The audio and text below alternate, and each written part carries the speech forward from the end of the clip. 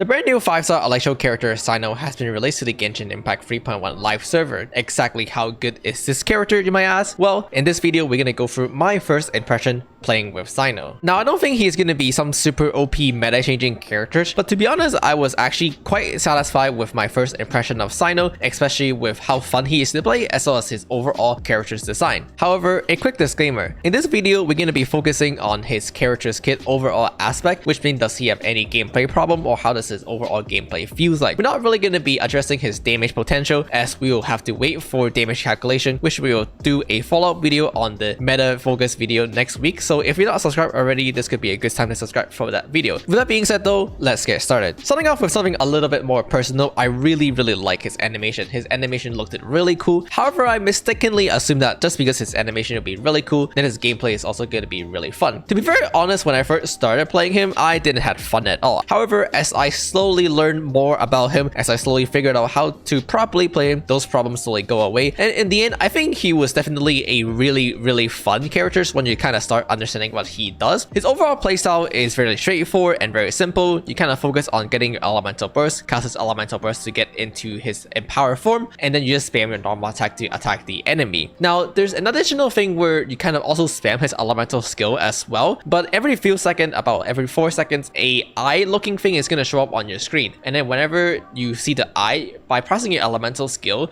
you can do empower bonus damage. So it's kind of like you're attacking in a certain rhythm where every 4 seconds you want to press your elemental skill to do that bonus damage, which was really cool and really fun. With that being said, one of the first problems we can observe is that he definitely have quite a small AoE radius. His normal attack are mostly focused tightly in front of him directly, and they overall just have trouble hitting multiple enemy. Fortunately, his elemental skill do have a very big radius, especially the empower version that can easily hit multiple enemy, so he does gain some AoE potential over there as well. One of the more concern that people have about Cyno is going to be regarding to his energy elemental burst cost, as he does have a 80 elemental burst cost just like Xiao, and because he's so focused on his elemental burst, people are wondering if he's going to have energy problem. Fortunately, during my testing, I found that he doesn't really have that big energy problem at all. By running a little bit of energy recharge probability from the substat, you can actually reliably get into his elemental burst quite easily depending on your team. So I would honestly say he doesn't have big energy problem at all. But what is a problem is that if you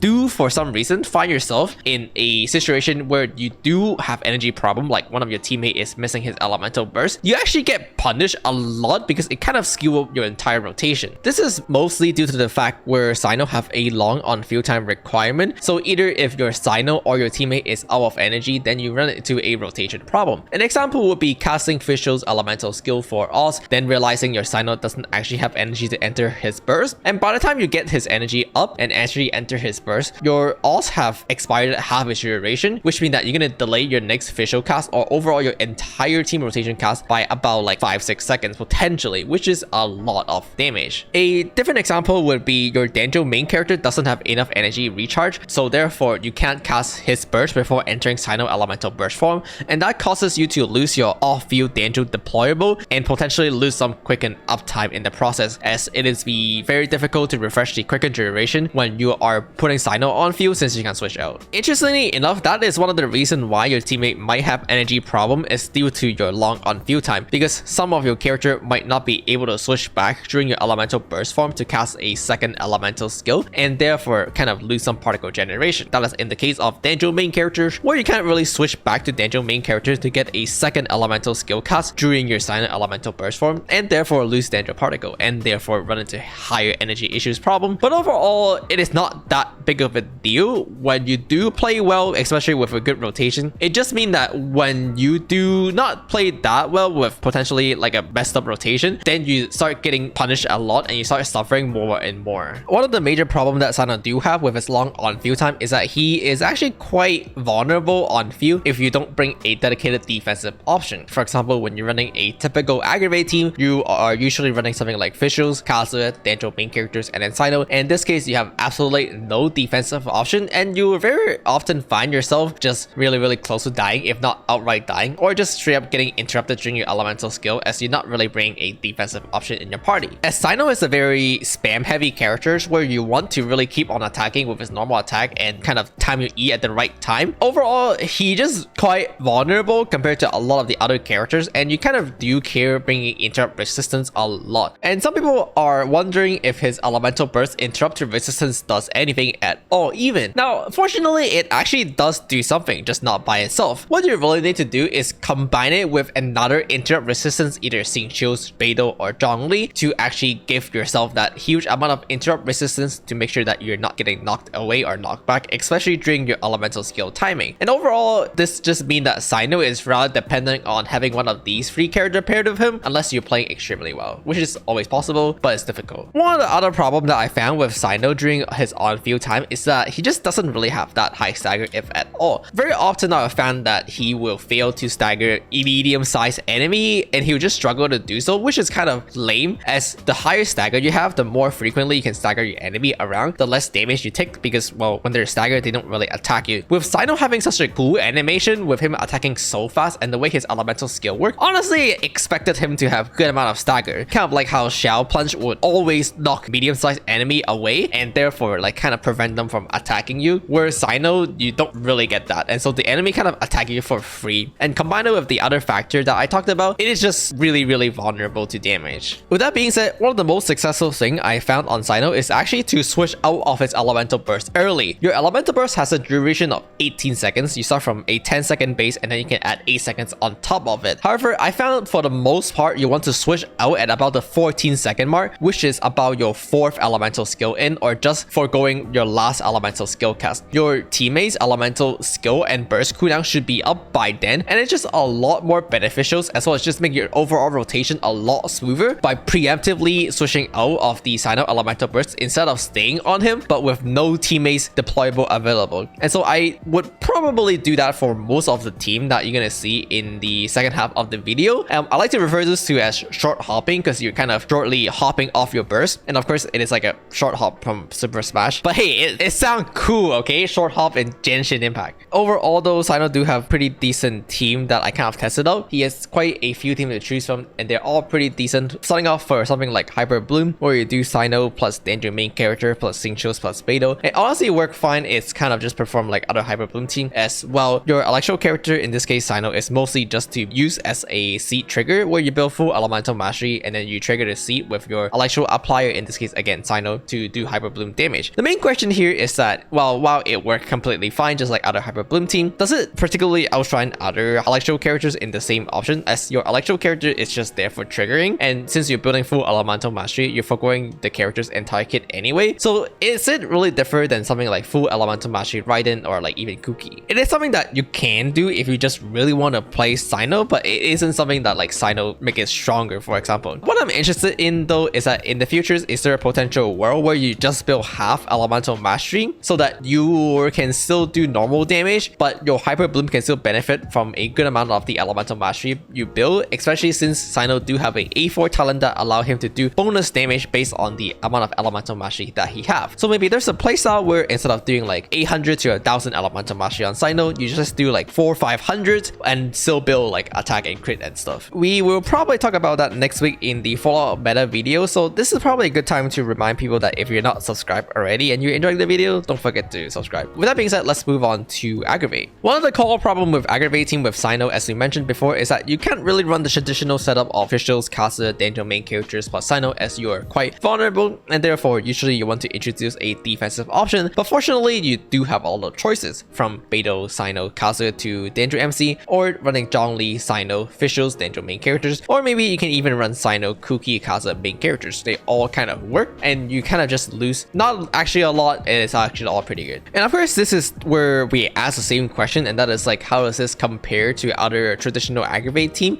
especially Keqing, as we mentioned in the pre-release analysis, how Keqing have a short rotation time that could dramatically benefit her in the aggravate team that Cyno doesn't have. And the answer is, well, unfortunately, same as before, you're gonna have to wait a week for the meta follow-up analysis to see the difference between Keqing being an aggravate team versus Cyno in an aggravate team in detail. But for now, I will say that Cyno aggravate team does work pretty well, and especially with Beidou, as Keqing Genshin is just not a very good Beidou driver, where honestly Cyno pair really well with Beidou between that interrupt resistance stacking to the fact that Cyno is a normal attack spammer which can easily trigger Beidou elemental burst. Speaking of Beidou, I think one of the most common mistakes people make is being over focused on Danjo, as it is like the new thing, but not anywhere on Cyno description say you have to play him in a Danjo team. So the team that I actually end up liking the most was just traditional Taser team, and that's one of the reasons why I said he does have a few different available playstyles to him that are all quite good. What I liked the most is to run Beidou, Xingqiu, Cyno, and Kazu together to draft a traditional Taser. In this case, the combination of Beidou and Xingqiu together just give you enough defensive option to the point where this team is honestly completely runnable, even with a character that is as vulnerable as Cyno. Honestly, the thing I like the most about Taser Cyno is just that it worked really well together. It rotates really well, and you have really good individual characters. You have Beidous, you have Xingqius, and you have Kazu. One of the bigger problem with people being over-focused on Danjo team is that we don't have good Danjo characters, and it kind of loses a lot of power by putting in a